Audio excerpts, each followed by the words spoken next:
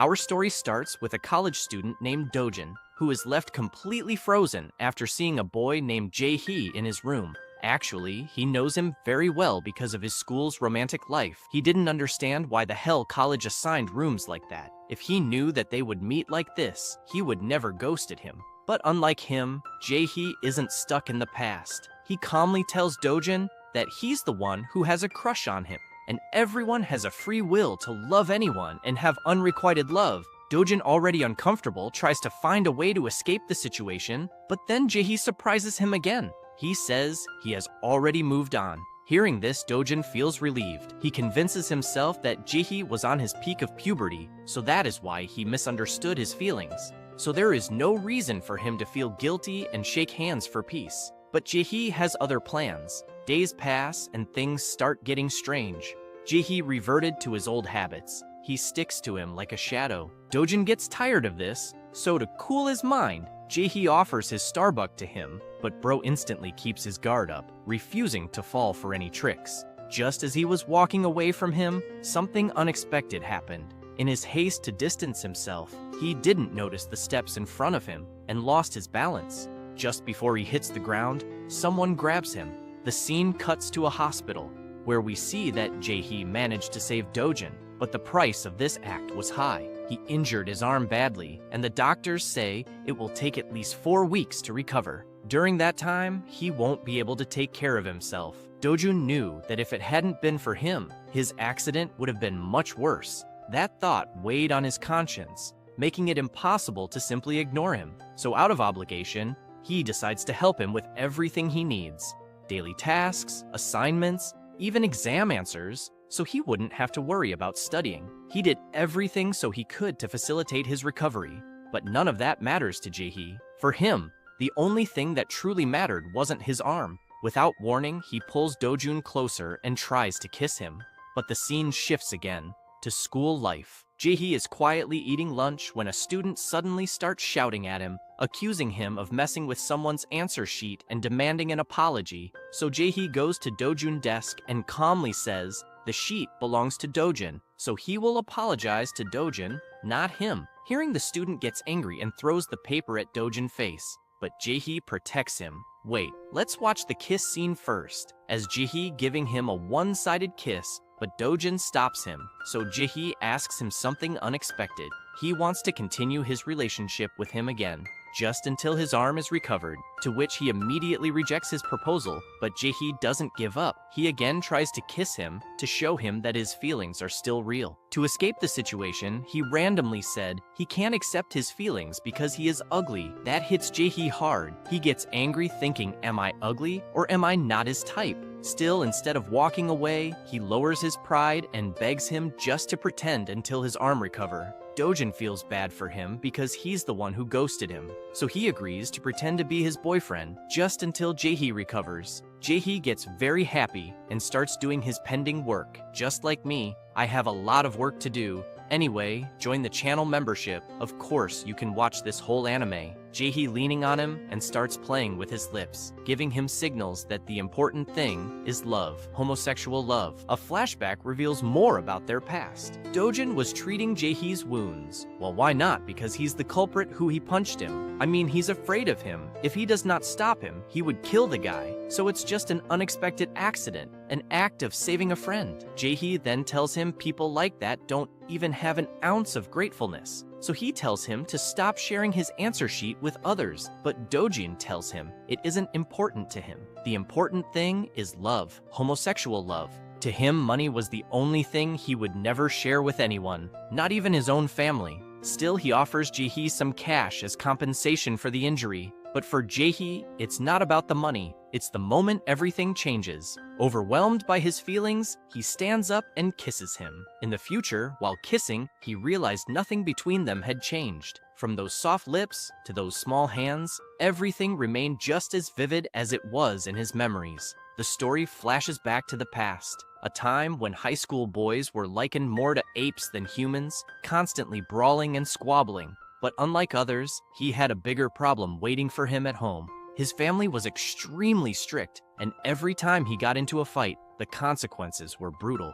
To avoid facing that alone, Jaehee came up with a clever plan. He would bring a friend home as a human shield. Of course, not everyone was willing to volunteer. One classmate immediately protested, recalling how he had once accepted Jaehee's dinner invitation and nearly ended up getting hit by a golf club during the chaos. After that, no one wanted to risk it again, so someone suggested a new idea, bringing someone who had never been to his house before. And that someone was Dojun? Jaehee didn't hesitate. It was the perfect excuse to spend time alone with him. Yet once he actually managed to get Dojun to his doorstep, he was overcome with regret and fear. What if this goes wrong? What if he rejects me before I can even confess? At that very moment, his mother opened the door and immediately began scolding him for fighting with Jun Young, the son of one of her friends. But the moment she noticed Dojun, everything changed. She became incredibly friendly, inviting him inside, leaving Jaehee standing alone outside in utter bewilderment. Sometime later, Dojun walked out, perfectly fine. Even more shocking, Jaehee's mother had given him money and asked him to treat Dojun to a meal. Once they were alone, Dojun panicked and blurted out something about a bloodstained golf club. Jaehee calmly explained that it was merely raspberry jam. Curious, he asked how Dojun managed to handle his mother so smoothly. Dojun revealed that he had spun a flawless tale for Jaehee's mother, portraying Jaehee as a victim of academic pressure who had gotten into an altercation with Jun Young solely in an effort to improve his grades. It was a scenario his mother seemed to have believed, although she did ask about his national ranking, and since Dojun had confessed to lying about it, so she insisted that Jaehee buckle down and study hard if he wanted to avoid future trouble. Later, feeling guilty about the injury on Jaehee's face, Dojun offered to tutor him as a way to make up for it. But Jaehee had something else in mind. Instead of accepting the offer, he asked him directly, "Will you go out with me?" This proposition left Dojun shocked. He asked, "Have you lost your mind from the pressure?" But Jaehee insisted that he was perfectly sane and said, "You're exactly my type. Someone soft, someone like you." Dojun argued that dating him would only bring trouble, but Jaehee countered with a sincere promise there would be no downside.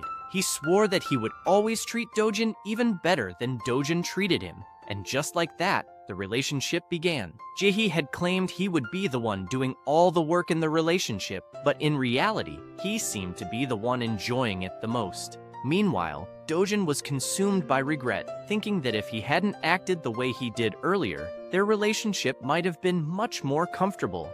However, he quickly pushed the past aside to focus on his studies at the library. Fortunately, his classes started 11 a.m., giving him time to finish his assignments. He also resolved that starting tomorrow, he would stop going out, no matter how hard Jaehee tried to persuade him otherwise. Just as Dojun was about to leave, Jaehee appeared, explaining that he had been on his way to meet him and that this was the perfect time to catch a taxi. He held out 2 tickets to a music concert that Dojun had been dying to see. However, Dojun refused, explaining that he needed to retrieve his laptop to finish an assignment and had to head to the library immediately. Feeling hurt, Jaehee remarked that Dojun was running away again. He tried to persuade Dojun that since they were both heading out anyway, they might as well go together. He also warned that his constant rejections were taking a toll on his feelings. Yet Dojun remained adamant, insisting that Jaehee should go alone, just as he had originally planned. After walking away, Dojun began to feel a sting of guilt. He realized he might have been too harsh on Jaehee. After all, Jaehee had always treated him well, even joking that he was dating himself. Dojun was in a difficult position. His scholarship meant he couldn't afford to neglect his studies. But at the same time, he had genuinely wanted to attend that music concert as well. Now his refusal made it seem like he had rejected Jaehee on purpose. Caught in this internal conflict, he tried to reassure himself that he hadn't done anything wrong, reasoning that they weren't actually dating. "I've put up with him long enough," he told himself. With that, he tried to walk home confidently, but his steps slowed as he reached the door. He hesitated secretly, hoping Jaehee would already be asleep so he could avoid any awkward conversation. Yet the moment he opened the door, he was confronted by a wide awake. He calmly asked, "Why are you home so late?" Dojun completely flustered, silently cursing his bad luck. What followed was an unexpectedly honest conversation. Jaehee asked him to sit down and talk. He admitted that since he was the one who claimed he was dating himself, he technically had no right to be angry about Dojun not coming to the concert, given that Dojun had his own schedule to keep. But then his tone shifted. Still, he said, Dojun should have at least apologized. Even if Jaehee could easily afford the ticket himself, a simple apology would have shown basic level of respect. He continued pointing out that there was no need for Dojun to behave so aggressively. If he had just explained things properly, Jaehee would have understood. Instead, it felt like Dojun had intentionally tried to hurt him, and that made him genuinely unhappy. No matter how much he liked Dojun, hearing this, Dojun had no defense left. All he could do was apologize sincerely. This suggestion prompted Dojun to awkwardly reach for his wallet, only for Jaehee to retort that Dojun had a tendency to try and solve everything with money, a habit he claimed was breaking his heart. Caught off guard, Dojun asked what he actually wanted. Jaehee looked at him seriously. "Would you do anything I ask?" After a moment of hesitation, Dojun agreed, so long as it was something he could actually do. Without wasting time, Jaehee proceeded to make a series of intimate requests. A kiss, a peck on the cheek, and permission to rest his head on Dojun's lap. But Dojun rejects every single one of them. So eventually, Jaehee asked for permission to simply hold hands, using the excuse that his other hand was about to be put in a cast, because Dojun had squeezed it so hard. This act prompted Dojun, after reflecting for a moment on whether he might have been a bit too harsh. After thinking it over, he reluctantly agreed to allow hand-holding for 10 minutes. A time frame that Jaehee quickly bargained up to 30 minutes. Jaehee's face lit up with pure joy. He rushed off to wash his hands, as if preparing for something incredibly important. Watching him, Dojun couldn't help but notice something unexpected. Jaehee was kind of cute. For a brief moment, he even considered letting him hug him too, given how well he had been treated. However, Dojun's innocence was quickly shattered because 10 minutes later, when Jaehee walked out completely naked, explaining that he had stripped down because something hot might be about to happen, Dojun's brain stopped working. He could only stand there, completely shocked, before finally shouting at him to stop smiling. Jaehee reminded Dojun of their agreement, the 30 minutes of permitted physical contact. Before Dojun could react, he made a bold move, slipping his finger into Dojun's mouth, casually reasoning that if he was allowed to touch him, then this counted too. For Jaehee, it was just another form of contact, but to Dojun, it felt far more intimate, almost like a kiss. Jaehee, on the other hand, couldn't help but think that even if things went this far, Dojun would probably never understand how deep his feelings really were.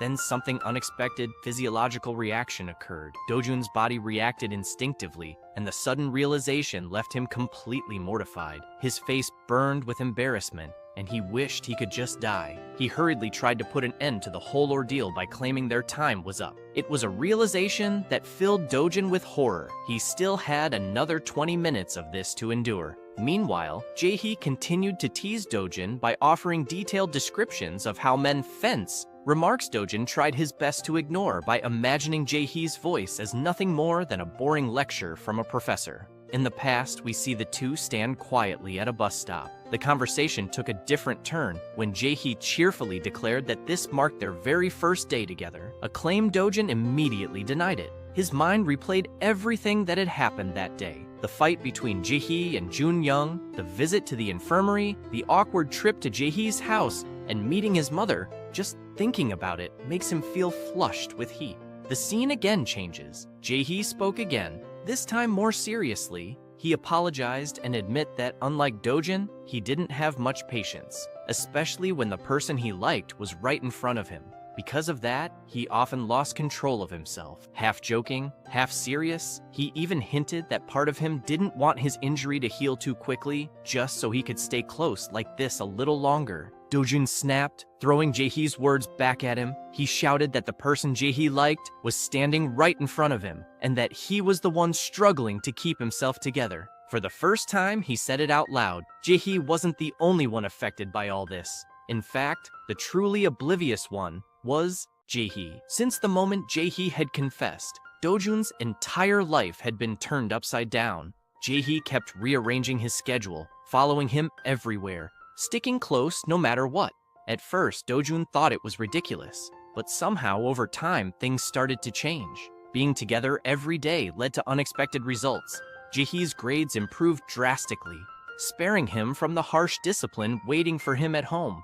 And yet, Even after things got better, Jaehee didn't leave. His feelings never faded. Meanwhile, Dojun found himself increasingly distracted. He couldn't focus on studying like before. Even his usual sharp, sarcastic remarks began to disappear. Instead, something softer took their place. Small, playful moments, like guessing games and silly interactions, things he never thought he would enjoy. During one argument, Jaehee pointed out how much Dojun had changed. He blamed it on academic stress, but Dojun immediately denied it. Frustrated, he snapped back. Jaehee was the real reason. After all, anyone would change after dealing with 3 straight months of relentless flirting. But before he could respond, Jaehee spotted a ball nearby and lit up like a child, and he threw out a challenge.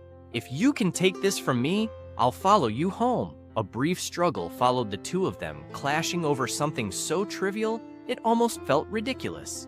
Afterward, Jaehee casually asked if Dojun enjoyed exercising after school, but Dojun, who had been pouring all his energy into studying, felt completely drained. Then in typical Jaehee fashion, things got messy. He shook a can of soda too hard, causing it to fizz over and spill everywhere. Without hesitation, he gently wiped Dojun clean, and in that quiet moment, something clicked. Dojun paused and asked himself a simple question. Why had he tried so hard to grab that ball? Normally, he would have already gone home by now. The answer came to him slowly. It wasn't because he wanted to win. It wasn't because he wanted to follow Jaehee. It was because he didn't want to walk home alone. Even though the distance from school to his house was barely 5 minutes, he still didn't want to make that walk by himself. Then Jaehee pointed out how red his face had become. And that's when Dojun realized the emotions he had been suppressing for the past 3 months were finally reaching their limit. For the first time, he didn't want to run away from them anymore. Until now, Dojun's life had been painfully routine. After school, he would eat a dull meal made up of snacks, head to cram school, spend hours in the study hall, and return home exhausted, day after day, alone. But then, Jaehee appeared like a stray dog that refused to leave. He barged into Dojun's life and turned everything upside down. There was no escaping him. After a long, clumsy kiss, one that somehow ended with the two of them bumping heads, Dojun could no longer deny it. Jaehee had changed everything. He was everywhere. Interrupting Dojun while he tried to read, feeding him noodles like it was the most natural thing in the world, constantly asking if they were officially dating yet, and no matter how many times Dojun rejected him, Jaehee never stopped. Even when Dojun was alone, it felt like Jaehee's presence lingered, echoing in his mind with the cheesiest, most ridiculous lines, and yet, dating him wasn't an option, not because Dojun didn't feel anything, but because his life simply had no space for it. The pressure was overwhelming, and the exam was also there. After that would come part-time jobs, then university, maintaining grades, building a future, searching for a career. With so much at stake, where could love possibly fit in? If being in a relationship required readiness, then Dojun was certain of one thing. He wasn't qualified. His gaze fell to the ink mark Jaehee had drawn on his hand. No matter how hard he tried to wash it off, it wouldn't disappear. It only smeared just like his feelings. Even though he knew he should erase it, he hesitated. In the end, he let it stay. "It's fine," he told himself. He looked over at Jaehee, who was sleeping peacefully beside him, and irritation bubbled up again because of him. His life had become chaotic. Even his sleep was ruined. All of this just for liking someone. The cost felt too high, so he made a firm decision he would never date him as long as he never admitted his feelings. He believed he could escape this situation. It wasn't the best plan, but it was the only one he had. And just as he struggled to think of something better, midterm exams arrived, crashing down on him like a storm, leaving him with no time to think about anything else. At one point, driven to the edge by confusion and frustration, a wild thought crossed Dojun's mind. Maybe I should just kill Jaehee. Of course he didn't mean it literally. With only 1 week left before their agreement ended, Dojun still couldn't figure Jaehee out. Meanwhile, Jaehee was struggling in his own way. He held himself back, careful not to disturb Dojun during his exam preparation. But deep down, he was planning something. He knew one thing for certain. No matter what happened, Dojun would never confess his feelings on his own, so he decides he would make him. During a quiet, intimate moment, Dojun stumbled over his words, trying to justify himself, but Jaehee didn't need an explanation. Everything Dojun was feeling, every hesitation, every desire for more, was written clearly on his face. Jaehee saw it all, and even though he wanted to kiss him just as badly, he stopped himself. Instead, he used Dojun's studies as an excuse. "I shouldn't distract you," he said, stepping back. Then, with a small smile, he wished him luck on his exams, and left. That night, Dojun stayed at the library, studying until 4 a.m. The cold air crept in, and as exhaustion set in, his thoughts drifted back to Jaehee. He thought about Jaehee's life, his comfort, his confidence, the ease with which he seemed to move through the world. And then he thought about himself, someone with no parents to rely on, someone who had to survive entirely on his own, someone with no safety net if he failed. The question hit him hard. Am I even in a position to date anyone? His thoughts became tangled. On one side, he told himself he couldn't afford love, not with his lack of money, stability, and time. On the other hand, he couldn't deny how drawn he was to Jaehee. His charm, his persistence, his warmth, and then the truth hit even harder. Then came the exams. Exhausted, sick, and running on almost no sleep, Dojun reached his limit. Right outside the examination hall, he collapsed, voices overlapping in confusion. In the middle of all that chaos, only one person stayed by his side, was Jaehee. He took care of everything, cleaned him up, and brought him home. When Dojun finally woke up, he found himself lying in bed. His clothes had been changed, a cooling patch rested on his forehead. Medicine and food had been prepared beside him. Jaehee had even canceled his private tutoring session just to stay and take care of him. For a moment, everything felt warm. Dojun couldn't help but think, "I wish things could always be like this." As he slept, he spoke softly. "You say you hate dating, but you always look like you want to kiss me." Then gently, he leaned in and pressed a soft kiss against Dojun's forehead. In that exact moment, Dojun's eyes opened without thinking. Without hesitation, he finally confesses, "I love you." And yeah, that's where our video ends. I know the ending isn't the best, but I hope you still enjoyed it. Don't forget to join the membership. You can watch this anime there. If you liked the video, give it some hype. Like, subscribe, and share it. Also, let me know what you want next. I'm thinking about Titan's Bride or Sasaki and Miyano, but tell me your choice in the comments. And remember, the most important thing is love, especially homosexual love. Bye.